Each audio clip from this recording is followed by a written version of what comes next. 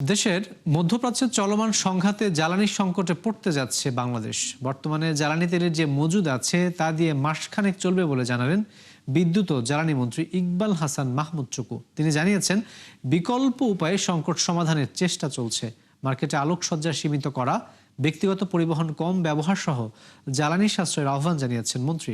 আরও জানাচ্ছেন শারমিন নীরা।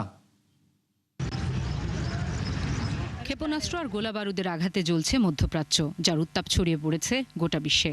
আরব দেশগুলো থেকে বন্ধ জ্বালানি উত্তোলন ও পরিবহন, ফলে বিশ্ববাজারে বেড়েছে তেল ও গ্যাসের দাম, যার ধাক্কা লেগেছে বাংলাদেশেও।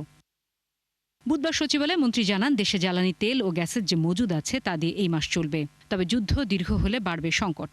যুক্তরাষ্ট্র, ইন্দোনেশিয়া সহ বিকল্প বাজার থেকে জ্বালানি কেনার চেষ্টা চলছে বলেও জানান তিনি। যুদ্ধ যতদিন থাকবে ততদিন তো এই ক্রাইসিস থাকবে। তারপরেও আমরা যাতে ঘুরে তুলে আনানো যায়, যেসব সোর্স আছে সেসব ট্যাপ করছি।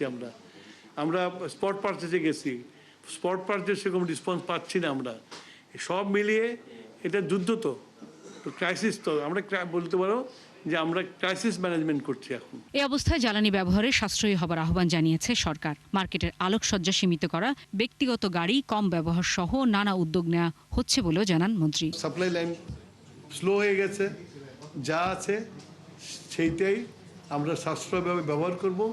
এর জন্য দেশের মানুষকেও, জনগণকেও, নাগরিককেও এটাকে বুঝতে হবে, বুঝে আমাদের সাথে সহযোগিতা করতে হবে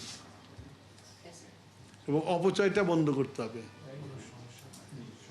এই যে এখন মার্কেটগুলোতে